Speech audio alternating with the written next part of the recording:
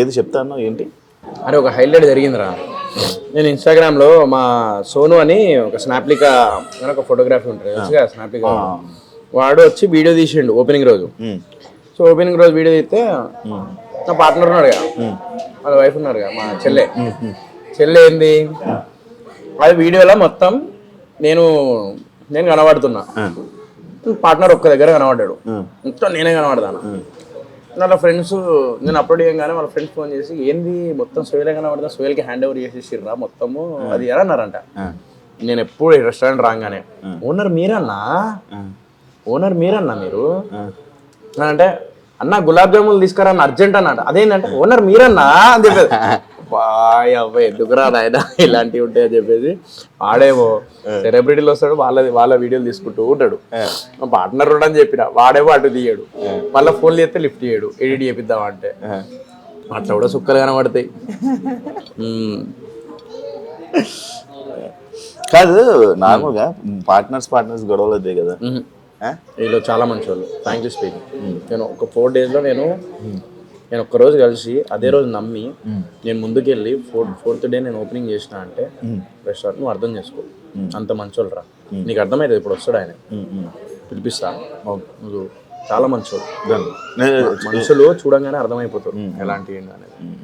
దీన్ని ఎక్స్టెండ్ చేయడం only food business లేకపోతే ఇదేనా ఇంకా లేకపోతే ఇంకేమైనా ఎక్స్టెండ్ చేయాలని అనుకుంటున్నాం? ఫుడ్ బిజినెస్ రా, ఇదే నేమ్ మీద ఎక్స్టెండ్ చేయాలి. దీన్ని ఒక అంటే ప్లాన్ చేస్తున్నాం నెక్స్ట్ ఇంకో ఫ్రాంచైజ్ అట్లా. సో ఆల్రెడీ ఫ్రాంచైజ్ అడుగుతున్నారు. సో 20 తర్వాత ఈ January 20 తర్వాత మాట్లాడదాం. జొమాటో స్విగ్గీకి అవైలబుల్ ఇచ్చిన బాగానే నడుస్తుంది, అది కూడా బాగా నడుస్తుంది. కాదు మరి ఇప్పుడు ఈ మణికొండ చుట్టూ పరిస్థితులు అంతా బ్యాచిలర్స్ వాళ్ళందరూ ఎక్కువ కదా, కర్రీలు అలా ఏం లేదురా నా దగ్గర. ఇందులో కర్రీస్ ఉన్నాయా అవైలబుల్? కర్రీ పాయింట్ అక్కడ ఉన్నాయి, ఎందుకంటే వాళ్ళు కూడా బతకాలి కదా, అందరు బతకాలి, మనం బతకాలి, మనతో పాటు 10 మంది బతకాలి. నేను కర్రీస్ పెట్టేసుకొని నేనే అన్ని చేసుకొని నాకు వద్దు. నాదేంది ఒక ఫ్యామిలీ వచ్చి ఒక టోటల్ ఫ్యామిలీ వచ్చి నా రెస్టారెంట్లో తినే కాన్సెప్ట్ నాది. Complete family restaurant without alcohol. Thali అన్నము అలా ఏం లేదు నా దగ్గర. అన్నము లేదు, అన్నము కొబ్బరి అన్నం ఉంటుంది, చికెన్ కర్రీ ఉంటుంది, క్రేజీ ఉంటుంది. మీల్స్ తినాలనుకుని వచ్చే వాళ్ళ పరిస్థితి, థాలీ తినాలనుకునే వాళ్ళు ఇక్కడ దగ్గర ఉన్న రెస్టారెంట్ ఇంకోటి ఉంటాయి, థాలీ రెస్టారెంట్. ఈ రెస్టారెంట్ రావాలనుకుంటారు కదా, నేను సోహెల్ రెస్టారెంట్ రావాలి, నేను థాలీ తినాలి. ఇప్పుడు అన్ని పెట్టాలంటే ఐటమ్ కుదరదు కదా. మా దగ్గర స్పెషల్ ఏంటి కదా, దానికి కూర్చోడానికి ఇది ఉంది, రెస్టారెంట్ చైర్స్ ఉన్నాయి, కిచెన్ ఉంది. అట్లుండదురా. ఇప్పుడు ఏదో నువ్వు వెళ్ళి ఇప్పుడు నవాబ్ హోటల్కి పోయి నాకు పప్పన్నం కావాలంటే దొరకదు.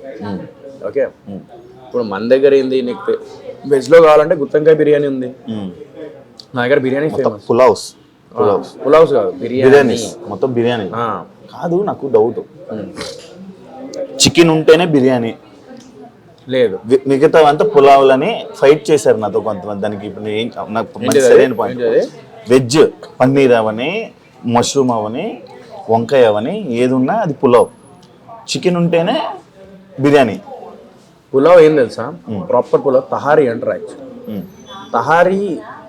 తహారీ అంటే మా దాంట్లో చెప్తున్నా. తహారీకి బిర్యానీకి డిఫరెన్స్ ఏంటంటే బిర్యానీ మసాలా రైస్ సపరేట్ ఉంటుంది, నార్మల్ రైస్ సపరేట్ ఉంటుంది. When it comes to tahari మొత్తం ఒకటే దాంట్లో మిక్సప్ అయి ఉంటుంది మసాలా. సో పులావ్ కూడా చూసుకో, బిర్యానీలో లోపల నీకు మసాలాది ఇది వస్తుంది, పైన నీకు కొంచెం ఆ రైస్ బగారా రైస్ లాగా వస్తుంది, పైన నార్మల్ రైస్. ఆ రెండు మిక్స్ చేస్తే మసాలా లాగా నీకు టేస్ట్ వస్తుంది.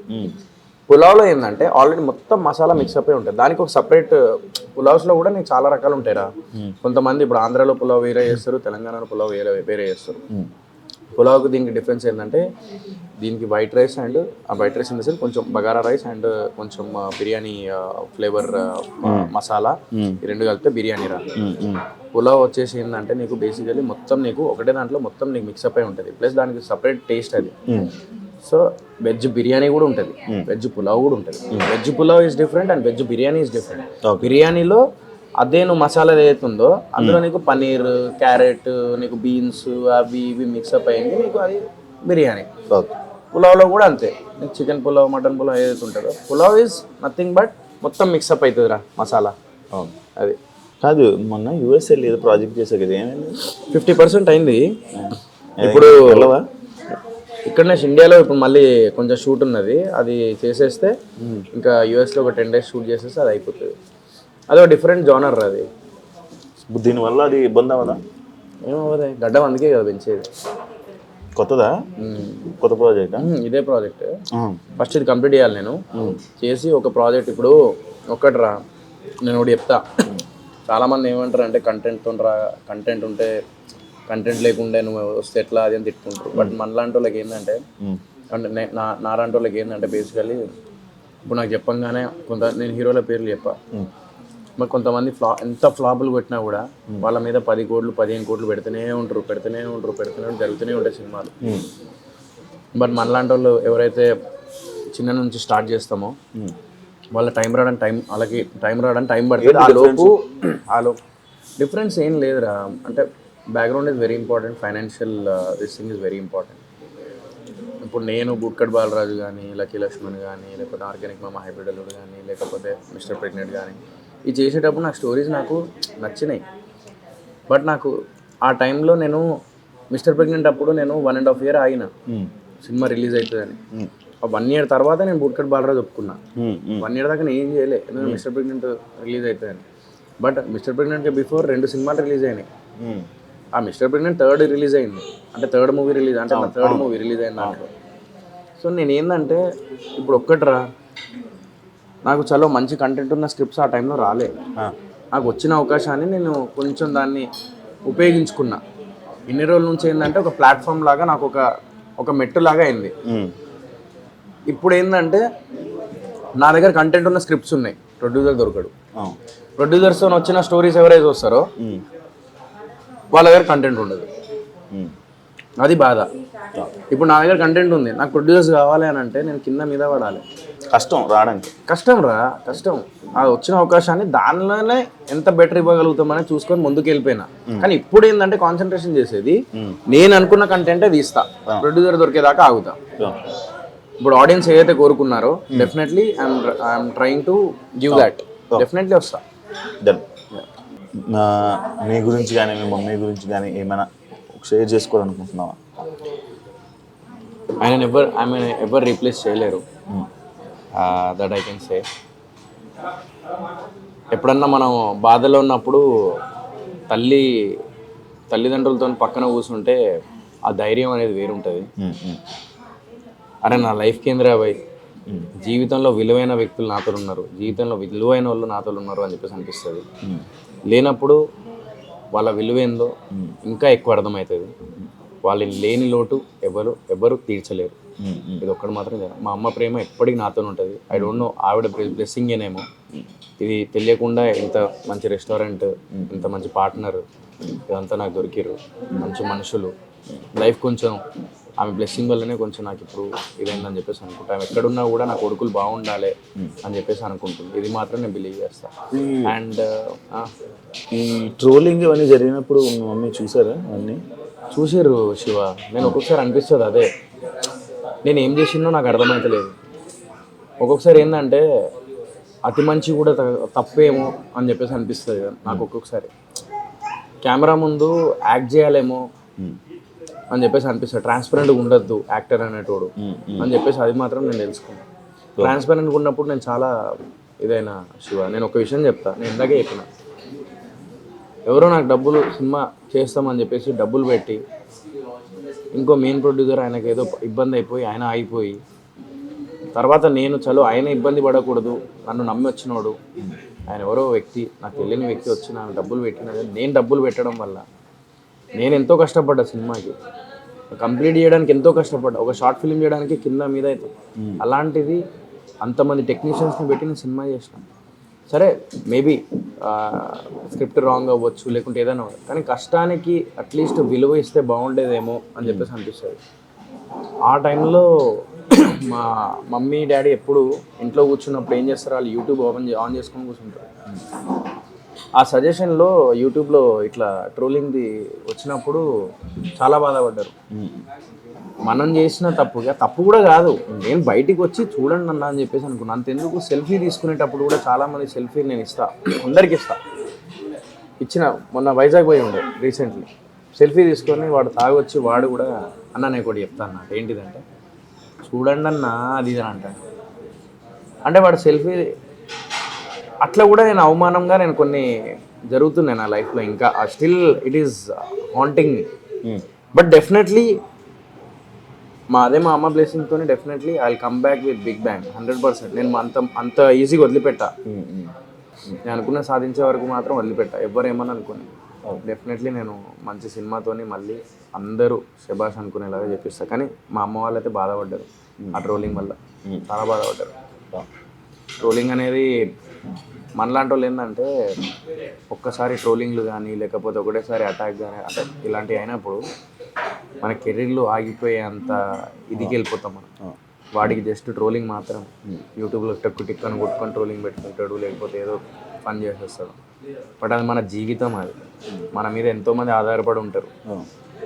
ఇవన్నీ చెప్పిన వాళ్ళు మరి మొన్న నేను రీసెంట్లీ చెప్పుకోకూడదు కానీ మొన్న రీసెంట్లీ ఒక చిన్న బాబు ప్యాంక్రియాస్తో ఇదైనప్పుడు 4 లక్షల వరకు నేను అడ్జస్ట్ చేసి నా దగ్గర నుంచి 1 లక్ష, మిగతా దగ్గర నుంచి ఒక హర్ష సాయి పాపం ₹1,00,000 ఇచ్చిండు.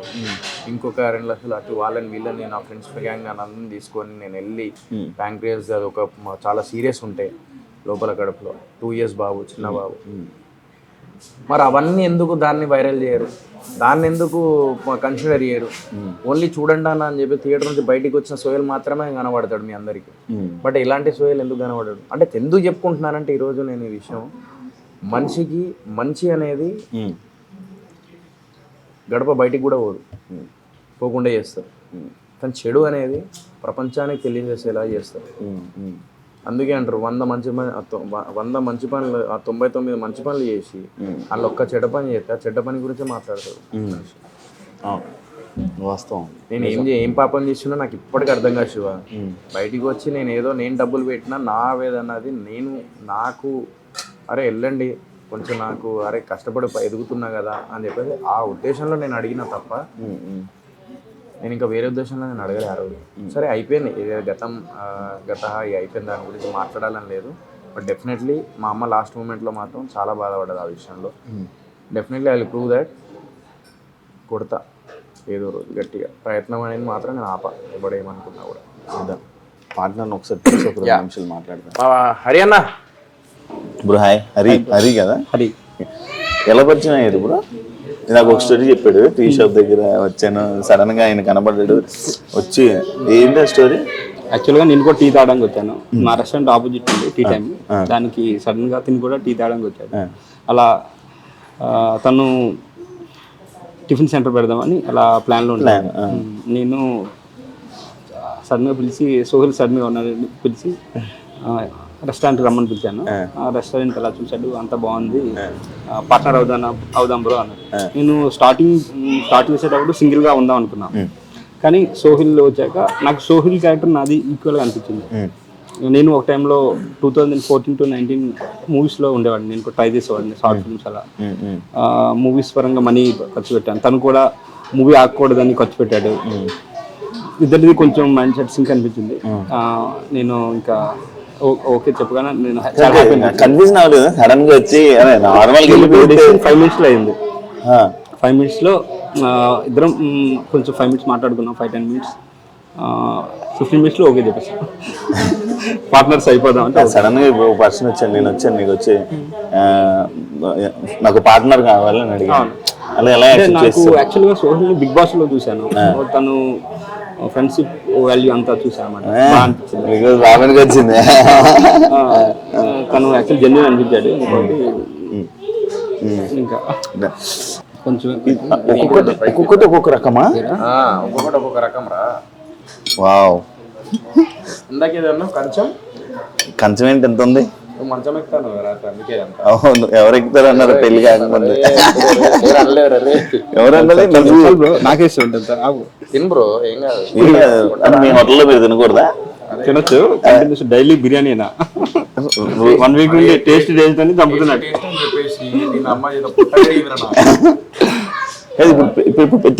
మీరు టేస్ట్ చేస్తారా రోజు? అంటే ఏంటంటే స్టార్టింగ్ చెఫ్ వెళ్తే ఇంకా ప్రాక్టీస్ చేసేవాళ్ళం, అలా చూడడం డైలీ టేస్ట్ చూసి కొంచెం తేడా అనిపించినట్టు కథం అంటే ఇది పులావ్ లాగా ఉంది కదా? పులావ్ అంటారు బ్రో. ఇప్పుడు నువ్వు ఒకడే పెడతాం అనుకున్నావు, ఓ పార్ట్నర్ వచ్చాడు. ఇప్పుడు పార్ట్నర్స్ అన్నాక గొడవలు అవుతుంటాయి, మన అంటే భయం రాలేదా? ఎందుకంటే 15 నిమిషాలు ఏం డిసిషన్ కదా. అవునవును. అంటే నేను చిన్నప్పటి నుండి ఏదైనా సడన్గా డెసిషన్ తీసుకుంటాను. ఏదనిపిస్తే అది చేస్తుంటాను. ఏంటంటే భయం అంటే భయపడలేదు, ఏ రోజు కూడా భయపడలేదు, ఏ విషయంలో కూడా. సడన్ గా వచ్చే డిసిషన్స్ అంటే లక్ కూడా బాగుంటుంది యాక్చువల్గా, చాలా విషయంలో అవుతుంటుంది. ఇది అనిపిస్తే చేస్తుంటాను. ఫైనల్గా సక్సెస్ అయింది కూడా, ఫెయిల్ ఎప్పుడు అవ్వలేదు. కొంచెం ఫెయిల్ అయింది ఏంటంటే ఫస్ట్ టైం కదా ఈ బిజినెస్ ఫస్ట్ మూవీస్ లోనే ఫెయిల్ అయింది. మూవీస్ లో ఫెయిల్ అంటే అది కూడా నాకు కొంచెం బాగానే అనిపించింది. నేను వదిలేసాను అండి, మ్యారేజ్ వల్ల అలా వదిలేసాను. అది మీ వైఫ్ గురించి ఏదో డెలిగేషన్ వీడియో గురించి అంట అది సరదాగా అన్నది. యాక్చువల్గా మేము కూడా ఎక్కువ తను యాక్చువల్గా ఏంటంటే మేము ఎక్కువ బ్యాక్ మేము ఉండి సోహిల్ ఫ్రెండ్ పెడదాం ముందే అనుకున్నాం. ఎందుకంటే ఇప్పుడు మేము ఎవరు తెలియదు కదా బయట ఎవరికి, సోహిల్ బ్రో అంటే తెలుస్తుంది కాబట్టి సోహిల్కి ముందు పెట్టి మేము బ్యాక్ ఉందాం అనుకున్నాం. నేను ఒకటే అన్నా, మన వాళ్ళు ఏమన్నా లేదన్నా మొత్తం మీరే ఉండండి నేను అన్నా. నువ్వు డబ్బులు పెడతాను సార్, నేను డబ్బులు పెడతాను, ఇద్దరు ఈక్వల్గా ఉందాం. ఇవన్నీ సెలబ్రిటీ కాన్సెప్ట్ తీసే ఫస్ట్. బిజినెస్ చూసాను నేను సెలబ్రిటీ అయినా మర్చిపో, బిజినెస్ నువ్వు బిజినెస్ ఇద్దరు ఈక్వలమే ఇక్కడ. అలాంటి అసలు ఆ కాన్సెప్టే తీసే ఫస్ట్. సెలబ్రిటీ కూడా ఎవరు లేడు, సినిమా చేసేటప్పుడు మాత్రం సెలబ్రిటీ, నార్మల్ టైంలో ఎవరు తిరిగేటప్పుడు ఎప్పుడు సెలబ్రిటీ. నేను నార్మల్ పర్సన్ లాగానే చేస్తా, ఆ నార్మల్ పర్సన్ లాగానే కలిసిండు, నేను నార్మల్ పర్సన్ లాగానే కలిసిండు. అట్లనే ఉండన్నా, ఎప్పుడు అట్లా థింక్ చేయకుండా అన్నా. మేము అండర్స్టాండింగ్ అయితే బాగుందా బిజినెస్? అంతా బాగా బిజినెస్ అంతా బాగానే ఉంది. రిపీటెడ్ కస్టమర్స్ వస్తారు. కొత్త వాళ్ళు కావాలా? కొత్త వాళ్ళు అవసరం లేదా? కొత్త సోహెల్ పార్ట్నర్షిప్ అనుకుంటా, కస్టమర్స్ అంటున్నాను నేను. రిపీటెడ్ కస్టమర్స్ వస్తున్నారు, ఇంకా తెలియాలి అంటే తెలుస్తుంది. బాజ్పల్లి నుంచి వచ్చిర్రు, మియాపూర్ నుంచి వచ్చిర్రు, అట్లా వస్తున్నారు. అయ్యో మళ్ళీ వచ్చిన వాళ్ళు మళ్ళా అంటే రిపీటెడ్ కస్టమర్స్ వస్తున్నారు అంటే టేస్ట్ అట్లా చెప్పిన ఫ్రెష్ చేపిస్తున్నారు కాబట్టి వాళ్ళు నచ్చి విన్నావు కదా. బాగుంది. నేను వస్తా రిపీటెడ్. మధ్యాహ్నం బ్యాచులర్ లైఫ్ కదా, భోజనం లేనప్పుడు వస్తుంది. బిల్లు కట్టు. అవును, బిల్స్ రేట్లు ఎలా ఉన్నాయి చెప్పాలి నాకు. మెయిన్ ఇదే కదా రేట్లు. సెలబ్రిటీ హోటల్స్ అంటే రేట్లు ఎక్కువ ఉంటాయి, అది ఇదే పుకార్లు ఉంటాయి కదా. మీ రేట్స్ ఎలా ఉన్నాయి? బిల్ ఫ్రెండ్లీ, బిల్ ఫ్రెండ్లీ నార్మల్గా ఉన్నాయా? మరి ఎక్కువ ఒక 2 ఎగ్జాంపుల్ ఏరియాకి ఒక పులావ్స్ నార్మల్ రేట్లు చెప్పు. Single biryani 210 rupees, dum biryani okay, full biryani 320 rupees, 300 rupees, 320 నార్మల్గా ఉన్నాయి. 300 ఇద్దరు తింటారా? అవును. Done. Thank you so much. Thank you రా. మీ బిజినెస్ మంచి సక్సెస్ అవ్వాలని కోరుకుంటున్నాను. ఫుడ్ అయితే చాలా బాగుంది. థ్యాంక్ యూ రా. ఇంకా మంచి సక్సెస్ అయ్యి ముందుకెళ్ళి ఇంకా బ్రాంచెస్ ప్లానింగ్ ఉందా? ప్లానింగ్ ఉంది. ఉందా? అదే ఖమ్మం అంటే కొన్ని ఏరియాలు హైదరాబాద్ లొకాలిటీలో పెడతారా? స్టార్ట్ చేద్దాం అనుకుంటున్నాం. 3 months లో 3 months 4 months పడితే టైం పికప్ చేసుకుని ఫస్ట్ మంచి ప్లాన్ చేద్దాం. నన్ను బయట ఒకరు అడిగారు, వస్తే బ్రో మీరు కూడా పార్ట్నర్ అని అడిగారు. లేదు నా ఫ్రెండ్ సోహెల్ దిద్దాన్ని అడిగారు. అవునని చెప్పేసి రోజు ప్రమోషన్ చేయడం.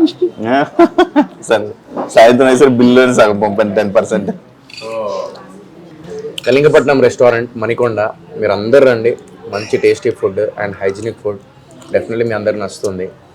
అండ్ ఈ ఫ్రోజన్ చికెన్లు లేకపోతే ఏదో అట్లా పెట్టేసి అట్లా ఫ్రెష్ అప్పటికే చికెన్ తెప్పించి చేయడం అలా జరుగుతుంది.